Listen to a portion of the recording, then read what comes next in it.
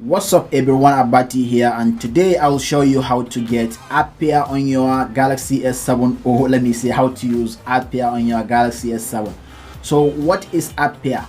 App pair simply means to combine or merge two applications that you want to launch every day at the same time in split screen. It was initially launched on the Galaxy Note 8, then the Galaxy S9, but split screen is not a new feature cause I get it on my Galaxy S5. So Galaxy S5 was launched since 2014 and they call it multi-window instead of split screen then, and I can still use it, but it has some limitation cause there's only few apps you can use on the Galaxy S5. So how to do this exactly on your Galaxy S7? First, you need to update your phone to Android Oreo. After that, you can go to the apps you want to pair. Open one and minimize the rest. Tap and hold the multitasking button and you'll see a bunch of apps you have already minimized. Then choose one of them and tap on the middle. You will see a home icon. Tap on it and boom, there you have it. App pair for sure.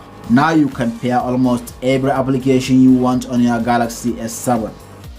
So thank you guys for watching. If you enjoyed this video, give it a thumbs up, and if you want to see more content from this channel, hit the subscribe button.